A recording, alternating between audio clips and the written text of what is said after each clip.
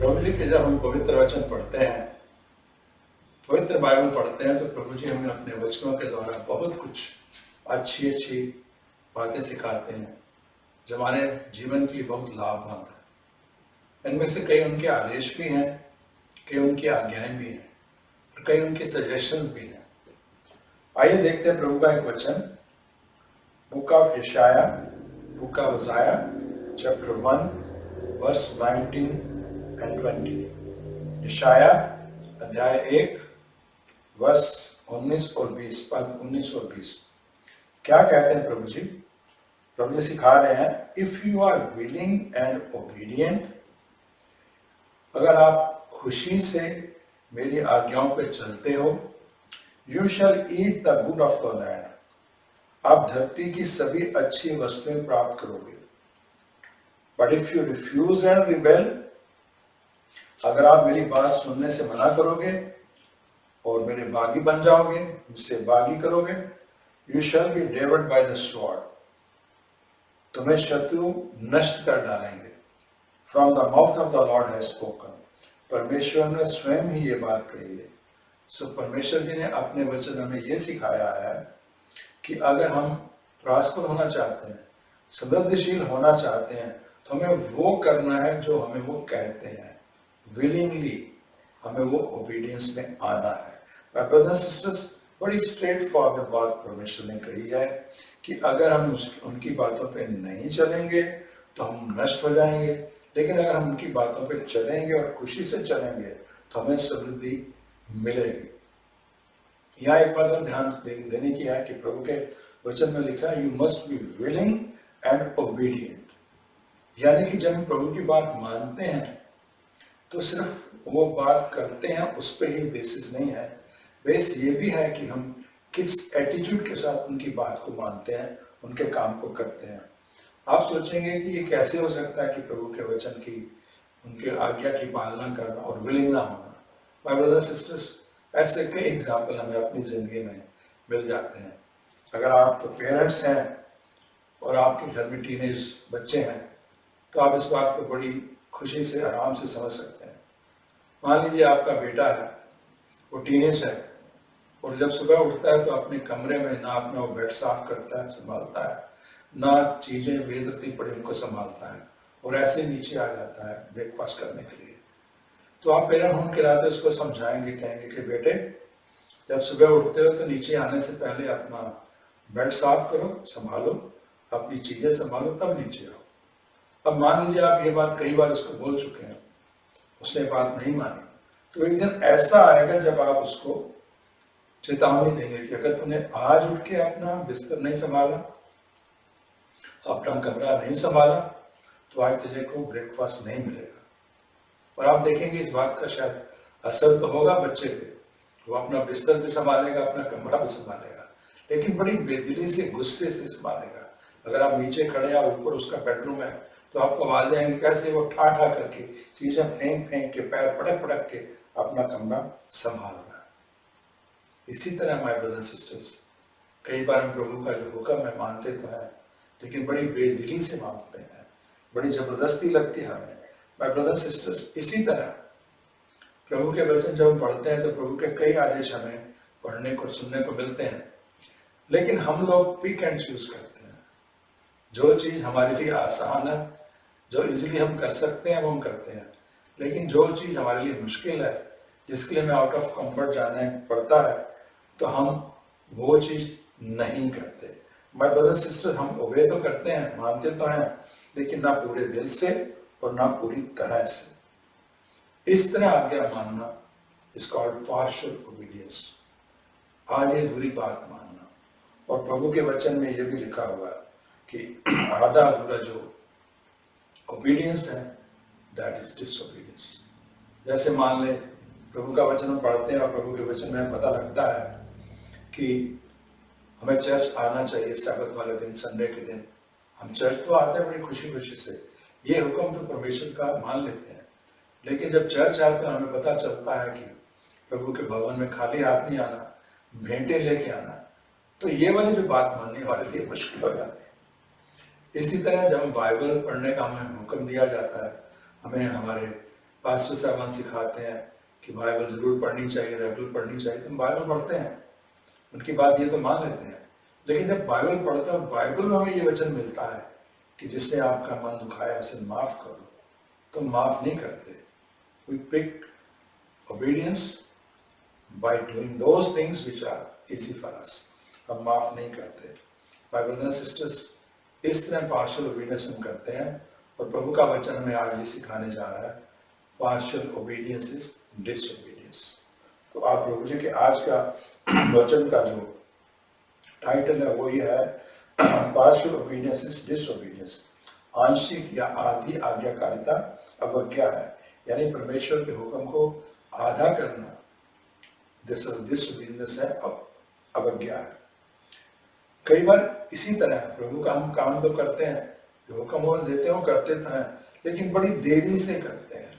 हम सोचते हैं करें कि ना करें, करते करते बड़ा समय निकल जाता है, और जब हम फिर उसको करते हैं, जब हम देखते हैं कि हमारी जिंदगी में कई मुश्किलें आ गई हैं, फिर हमें याद आता है वो मैंने प्रभु का वो काम शायद नहीं किया, प्रभु का शायद हुक्म नहीं माना, तो फिर हम वो हुक्म मानते हैं। इस तरह we obey God after long time, यानी डिले के बाद, देर के बाद प्रभु जी का हम ये काम मानते हैं। सो माय ब्रदर सिस्टर, इस तरह की ओबीडियंस भी, जो डिलेड ओबीडियंस है, वो डिसओबीडियंस है।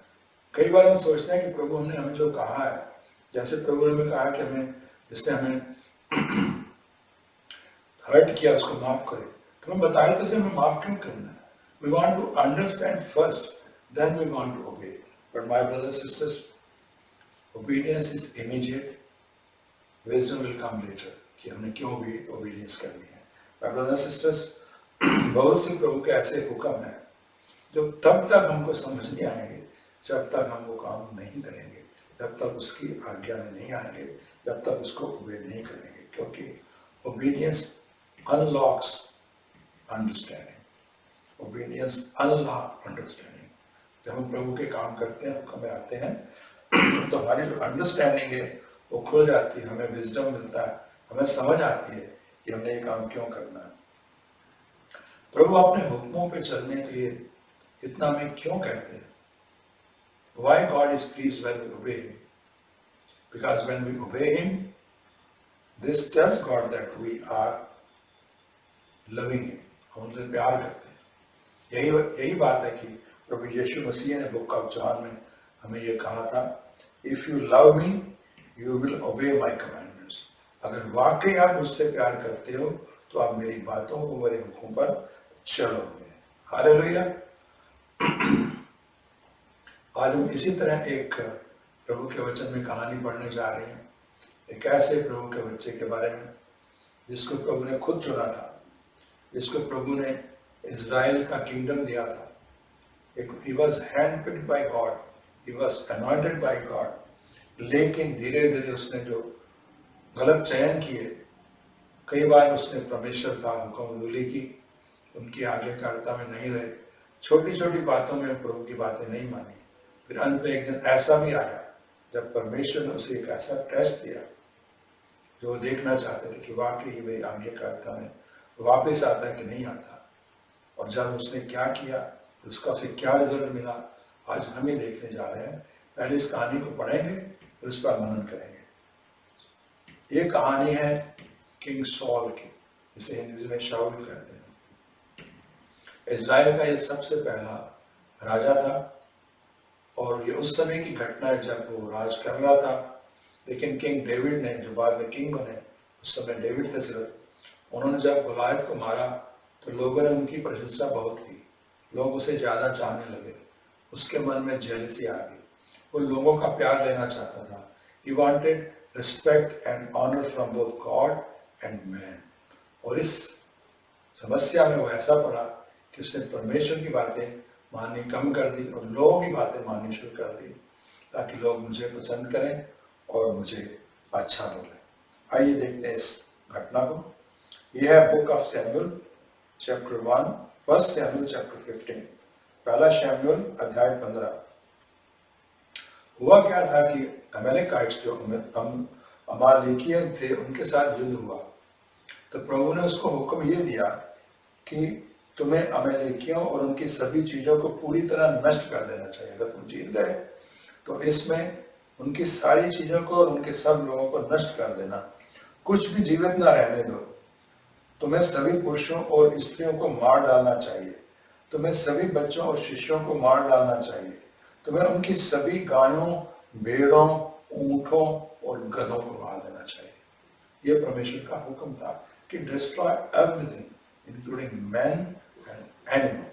लेकिन हुआ क्या, जब उसने अटैक किया तो वो जीत गया, उसने बाकी सबको मार दिया, लेकिन जो उनका राजा था जिसका नाम अगाग था, उसको जिंदा पकड़ लिया। Verse 8, he took Agag, king of the Amalekite, alive, and all his people he totally destroyed with the sword. So अपनी तलवार से बाकी सबको तो मार दिया, लेकिन जो उसका राजा था उसको जिंदा पकड़ लिया। My brother and sister, he directly disobeyed God.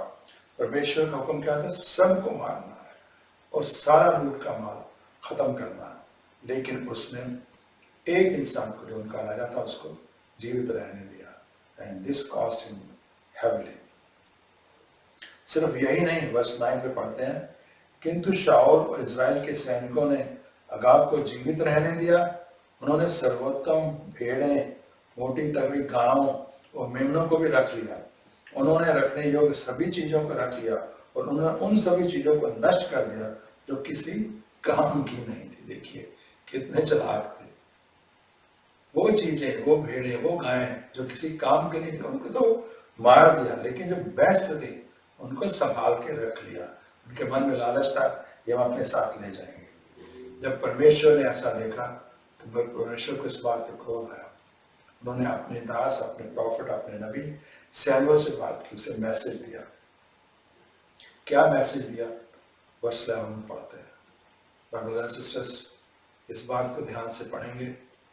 कभी भी परमेश्वर हम में से किसी के बारे में भी ये बात मत बोले जो उन्होंने सॉल के बारे में बोली। क्या बोला? I regret that I have made Saul king. कहता है मुझे पश्चाताप है कि मैंने सॉल को किंग बनाया। He has turned away from me. ओ, मेरे से पीछे हट गया। And he has not carried away my instructions. और जो मैंने उसको आदेश दिया था उसका पालन उसने नहीं किया। ये बात सुन के नबी सैमुअल को बहुत गुस्सा आया। सारी रात वो प्रार्थना करते रहे, प्रभु से पूछते रहे। फिर जब सुबह उठे टूटे मन से, क्योंकि उनका मन टूट गया था, उन्होंने किंग सॉल को अनॉइंट किया था। टूटे मन से उन्होंने उससे पूछा, verse 19, why did you not obey the Lord? तूने यहोवा की हुक्म क्यों नहीं माना, आज्ञा क्यों नहीं मानी? Why did you pounce on the plunder? तूने वो जो लूट का सामान था उसको क्यों अपने पास रख लिया? And do evil in the eyes of Lord, और परमेश्वर की नजर में तूने ये गलत काम क्यों किया है? लेकिन देखिए सॉल क्या कहता है, बजाय अपनी गलती मानने के, परमेश्वर से माफी मांगने के, अपनी सफाई पेश करता। क्या कहता है? किंतु मैंने तो यहोवा की आज्ञा का पालन किया। मैं वहां गया जहां यहोवा ने मुझे भेजा। मैंने सभी मिल्काइयों को नष्ट कर दिया। मैंने केवल उनके राजा को वापस लाया। हालेलुया। आगे क्या कहता है? सैनिकों ने सर्वोत्तम भेड़े और पशु परमेश्वर यहोवा को बलि देने के लिए चुने हैं। हालेलुया। झूठ बोल रहा है कि मैं बाकी आज्ञा मानी, मैं वहां गया जहां प्रभु मुझे लेके जाना चाहते थे, मैंने सबको मार दिया, सिर्फ उनके किंग को जीवित लेके आया हूँ। और ये भेड़े बकरियां जो है तो मेरे सैनिकों ने संभाल के रख ली, किस लिए? ताकि प्रभु को वो भेंट देने के काम आए गिलगल में। My brothers and sisters, he rationalized his disobedience. उसने अपनी अवज्ञा को सही माना। उसने ये सोचा कि शायद परमेश्वर इस बात से खुश हो जाएंगे। But my brothers and sisters, God aspects obedience not excuses. परमेश्वर हमारी आज्ञाकारिता चाहते हैं, बहानेबाजी नहीं चाहते।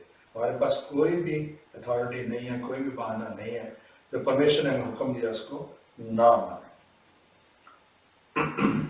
आइए देखिए इसके बारे में परमेश्वर का नबी में क्या कहता है। वर्स 22, सैमुअल ने कहा क्या कहा उसे? Does the Lord delight in burnt offering and sacrifices as much as in obeying the Lord? क्या परमेश्वर होम बलियों और बलियों को ज्यादा महान मानते हैं और अपनी आज्ञा का पालन करने को ज्यादा नहीं मानते? और आगे हमें एक शिक्षा देता है। मैं सोचता हूँ सबको ये चीज अंडरलाइन कर लेनी चाहिए, इसको अपने मन में रख लेना चाहिए। क्या कहते हैं प्रभु का वचन? To obey is better than sacrifice. प्रभु की आज्ञा मानना बलि देने से ज्यादा अच्छा है। And to heed is better than fat of rams.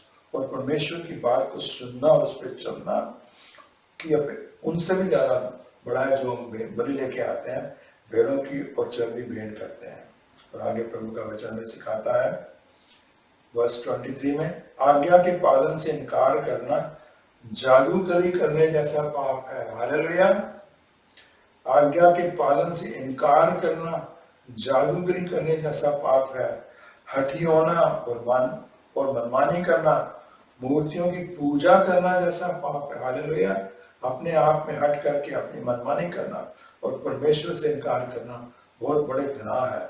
तो प्रभु सब उससे कहते हैं, तुमने यहोवा की आज्ञा मानने से इनकार किया, इसी कारण यहोवा तुम्हें अब राजा के रूप में स्वीकार करने से इनकार करता है।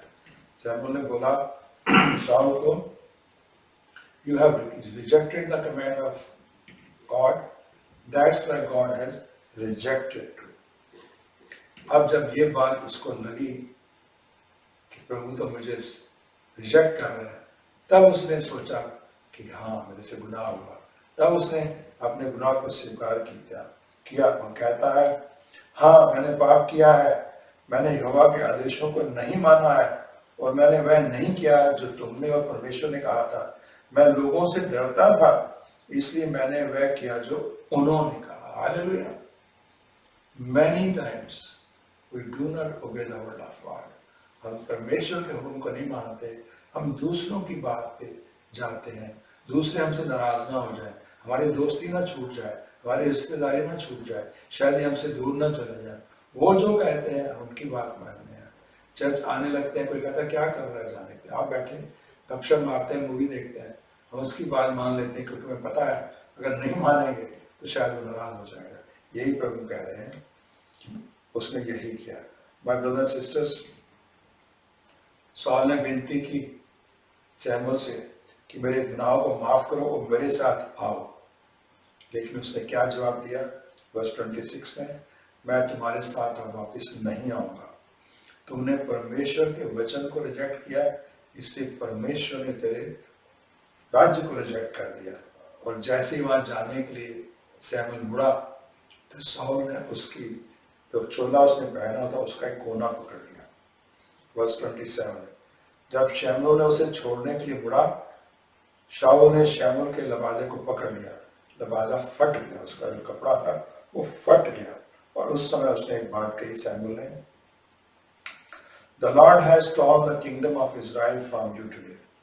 परमेश्वर ने इसी तरह, जिस तरह तुम तेरे इस कपड़े से, मेरे कपड़े से ये टुकड़ा फट गया, अलग हो गया, इसी तरह परमेश्वर ने तेरे हाथ से ये जो इज़राइल का राज्य है छीन लिया है और अब ये राज किसी और को वो देने जा रहे हैं जो तेरे से बेटर है। देखिए सॉल की सोच, उसका विजडम, अभी भी वो कुछ और कहने की कोशिश कर रहा है। अभी भी उसके मन में लोगों के सामने मेरी इज्जत बनी रहे, परमेश्वर नाराज होते हैं तो नाराज हो। उसको क्या कहता है सैमुएल को क्या कहता है?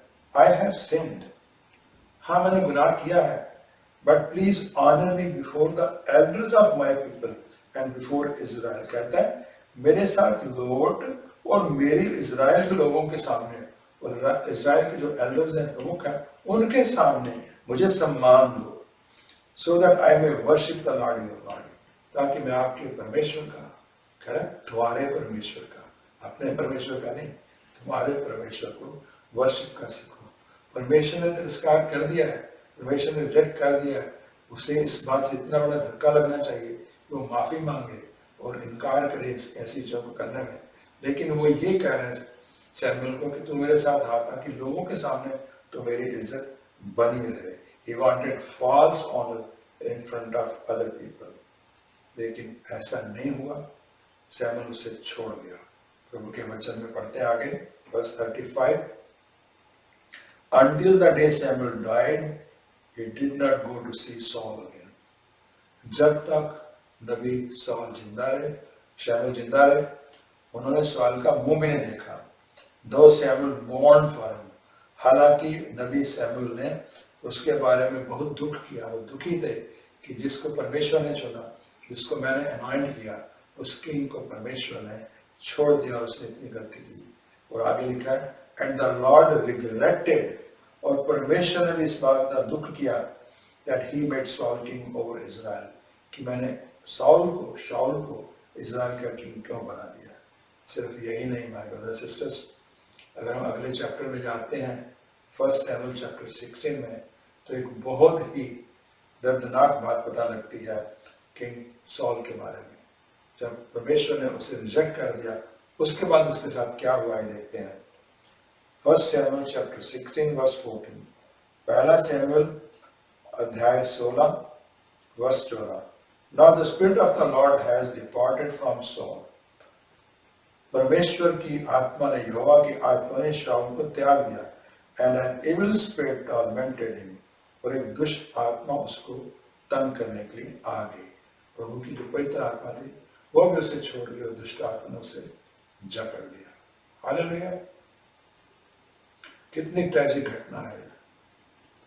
आइए इस घटना पे कुछ मिनट की मनन करें और समझने की कोशिश करें. देखिए, जब प्रभु ने चुना था, परमेश्वर ने चुना था साउल को, I will say he was handpicked by God. परमेश्वर ने अपने हाथ से उसको चुना था और उसको अनॉइंट भी किया था. लेकिन उसकी अपनी इनसिक्योरिटीज थी, जो अपने आप को असुरक्षित मान समझता था कि लोग किंग डेविड को पसंद करते हैं. उसने बहुत सारी ऐसी बातें की जो उसे नहीं करनी चाहिए थी. जब धीरे धीरे छोटे छोटे डिसओबीडियंस उसने करने शुरू किए, तो परमेश्वर ने तब उसे सबसे बड़ा डिसओबीडियंस का टेस्ट दिया और इसमें भी वो फेल हो गया. एक किंग को उसने नहीं मारा और कुछ जानवर जो सबसे अच्छे थे वो रख लिए इस बहाने से कि परमेश्वर को बलि चढ़ाऊंगा. So it was a partial obedience. उसने आधा बुरा परमेश्वर का हुक्म माना था. लेकिन परमेश्वर अपना हुक्म चाहते हैं पूरी तरह से माने. वी कैन चूज ना करें कौन सा मानना है, कौन सा नहीं मानना. समझ आए या ना आए, हमने उनकी बात को मानना है. जब हम बात मानेंगे तो शायद प्रभु उसकी समझ भी दे देंगे, विजडम भी दे देंगे. और अगर विजडम ना भी दें समझने का, फिर भी हमें वो बात माननी है.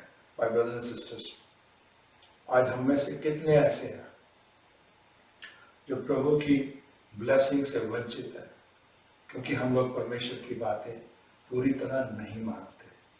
हम वो करते हैं जो हमें अच्छा लगता है, जो हमारे लिए इजी है, जिसमें हम कंफर्टेबल फील करते हैं, या जिससे हमारे मित्र, हमारे बंधु, हमारे दूसरे लोग, चर्च के लोग खुश रहते हैं. लेकिन वो बात नहीं करते जो प्रभु हम चाहते हैं. ब्रदर्स एंड सिस्टर्स, आज हमें जांचने की जरूरत है, देखने की जरूरत है कि क्या वाकई हम प्रभु के हुक्म में पूरी तरह चल रहे हैं कि नहीं चल रहे हैं. या मैं एक बात और प्रभु के वचन से आपको समझाना चाहूंगा, बताना चाहूंगा कि जिस तरह आधी बात मानना डिसोबीडियंस है, अवज्ञा है, इसी तरह देर से बात मानना भी अवज्ञा है. माय ब्रदर्स एंड सिस्टर्स, प्रभु हमेशा और हमेशा चाहते हैं बात माने और तुरंत माने, बगैर सोचे समझे, बगैर उसको एनालाइज किए कि ये कैसे होगा, कैसे करना है, क्यों करना है. हमें उसकी बात माननी चाहिए. अदरवाइज डिलेड ओबीडियंस जो होगा वो डिसओबीडियंस ही कहलाएगा. The only obedience that God is looking from you and me is total obedience and immediate obedience. पूरा मानना और उसी समय मानना जिस समय प्रभु ने कहा है. प्रभु के वचन में ऐसे कई किस्से मिलते हैं जहाँ पे प्रभु के बच्चों ने वो काम किया जो परमेश्वर ने कहा और उसी समय किया जिस समय परमेश्वर ने कहा था. आइए क्विकली देखते हैं अब्राहम जी की जिंदगी के बारे में एक बात. जब यहोवा खुदा ने अब्राहम के साथ एक कोवेनेंट किया था, एक वाचा बना था, जिसे हम कहते हैं कोवेनेंट ऑफ सर्कमसिजन, खतने का वाचा किया था. तो उन्होंने कहा था कि तेरे और मेरे बीच में जो वाचा है ये तेरे साथ, तेरे बच्चों के साथ और आने वाली सारी जनरेशन के साथ रहेगी. और तूने क्या करना है, ये वाचा कैसे होगी. Every male among you shall be circumcised. आपके घर में जो भी कोई मर्द होगा, चाहे तेरे शरीर से वो पैदा हो, चाहे तुमने उसको गुलाम खरीदा हो, चाहे वो गुलाम के घर पैदा हुआ हो, हर मेल आदमी का खतना करना है। जब परमेश्वर ने हुक्म किया तो देखिए अब्राहम जी ने क्या किया, इसका हमें जिक्र मिलता है book of Genesis chapter 17 verse 23, उत्पत्ति 17 का 23। On that very day Abraham took his son Ishmael, all those born in household bought with his money। प्रभु अब्राहम ने क्या किया, उसी दिन उन्होंने अपने बेटे इश्माइल को लिया, जो उसके उनके घर में पैदा हुए थे उनको लिया, और जो उन्होंने गुलाम खरीदे थे उनको लिया। Every male in his household, अपने घर का एक एक जो मर्द था उसको लिया। And circumcised them as God told him, जैसे परमेश्वर ने बोला था वैसे उन्होंने खतना किया। My brother sister, on that very day, उसी दिन उसी समय जब प्रभु ने कहा तो उन्होंने वो काम किया, पोस्टपोन नहीं किया, सोचा नहीं कि करना चाहिए कि नहीं करना चाहिए। Because God says do it now whatever you tell you, और इसी तरह हमें करना है।